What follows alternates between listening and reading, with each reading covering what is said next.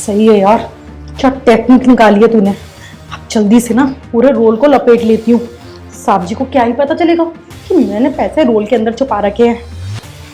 जल्दी कर। शीतल, तुम यहाँ क्या कर रही हो? वो साहब आपने ही तो बोला था सुबह कि बाथरूम बहुत गंदा हो गया है, उसको साफ कर दो। मैं सफाई करने आई थी।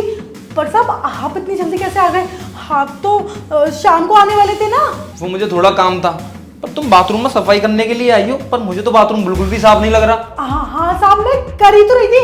वो नीचे ना कुछ सामान गिर गया था तो मैं वही उठा रही थी। आप जाओ, मैं करती हूँ सफाई। जाओ जाओ। अच्छा, मुझे तुमसे थोड़ा काम है, बाहर आना। साहब जल्दी आओ। मुझसे क्या काम है साहब? अरे यार, अब ये पैसे कहाँ छुपाऊंगी? अब क्या करूँ क्या करूँ? हाँ।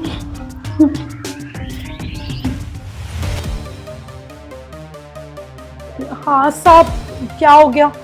मुझे एक बात बता, तू सच में सफाई कर रही थी ना? साहब, पिछले 5 साल से आपके यहाँ काम कर रही हूँ। आप जैसा बोलते हो सब करती है। मैं सफाई कर रही थी।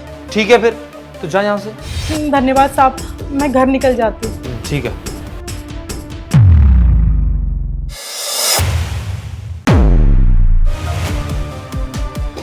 ये क्या है? साहब, ये क्या है साहब? ये कहाँ से आया? वो तो तेरे को पता होगी ना। मुझे नहीं पता साहब। मुझे लगता है साहब रामू ने किया है। हाँ, मेरे जाने से पहले ना रामू 1 घंटे तक ना बाथरूम में कुछ कर रहा था। मैंने उसको बोला भी तो वो ना बहुत डरा हुआ था। मुझे लगता है वही छुपा के गया होगा। और मेरे को लगा ये गंदा हो गया होगा। मैं तो बाहर फेंकने जा रही थी। बे झूठ बोलना बंद कर। ये तेरे पास से गिरा है, मतलब गंदा कहाँ से लग रहा है तुझे? उसके अंदर पैसे तो वो नहीं दिखे तुझे? साहब मैंने देखा ही नहीं ना, इतनी देर में तो आप ही आ गए थे। साहब आप ना रामू को बुलाओ, सारी साजिश ना उसी की है। वो मुझे फंसाना चाहता है साहब। शीतल, ये झूठ बोलना बंद करो, क्योंकि जो भी तुम अंदर कर रही थी ना, वो रामू ने देख लिया था और उसने मुझे फोन किया था। सही है यार, क्या टेक्निक निकाली है तूने। अब जल्दी से ना पूरे रोल को लपेट लेती हूँ। साहब जी को क्या ही पता चलेगा कि मैंने पैसे रोल के अंदर छुपा रखे हैं। लगता है साहब के पैसे चुरा रही है ये। मैं साहब को फोन लगाता हूँ।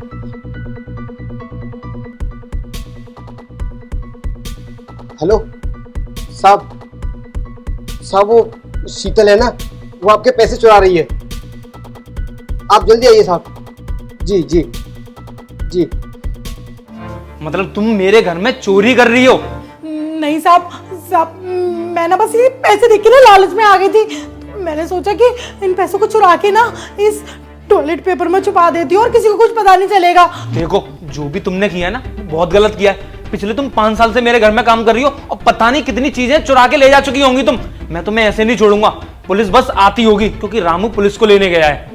साहब पुलिस को फोन मत करो ना, मेरी जिंदगी का सवाल है। मेरे 2 छोटे-छोटे बच्चे हैं, उनका क्या होगा? साहब मुझे माफ कर दीजिए। मैं आज के बाद कभी ऐसा कुछ नहीं करूंगी। मैं आपके घर से भी चली जाऊंगी। ये सब तुझे करने से पहले सोचना था कि क्या होगा तेरा। पुलिस बस आती होगी। आइए साहब। ले, पुलिस भी आ गई। साहब मुझे पुलिस में मत दीजिए ना, मैं आज के बाद कुछ नहीं करूंगी। मुझे माफ कर दीजिए। सर, ये मेरे घर की काम वाली है और ये ना टॉयलेट पेपर के अंदर मेरे पैसे चोरी करके लेके जा रही थी। ये देखिए। साहब हमें माफ कर दीजिए, हम आज के बाद कुछ भी ऐसा नहीं करेंगे। हम जाने दीजिए ना। अच्छा, माफ कर दे हम तुम्हें। तुम लोगों के यहाँ पे चोरियां कर रहे हो, लोग कितना विश्वास करते हैं अपने यहाँ के नौकरों पे, और तुम लोग क्या कर रहे हो? उनके साथ ये सब कर रहे हो। तुम्हें तनख्वाह मिलती है ना तुम्हारी टाइम से, उसके बाद भी तुम लोग ये सब कर रहे हो। साहब, इसको मार मार के सब कुछ पूछना, क्योंकि ये पिछले 5 साल से मेरे घर में काम कर रही है। पता नहीं इसने कितना सामान चुराया होगा मेरे घर से और कितने पैसे। भैया आप बिल्कुल भी टेंशन मत लो।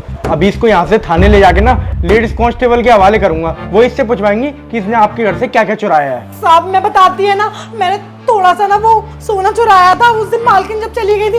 पर मैं सब दे दूंगी। पर मुझे पुलिस स्टेशन मत ले जाइए। देख, जो तूने किया है ना, उसकी सजा तो तुझे मिलेगी। सर, इसे लेके जाइए।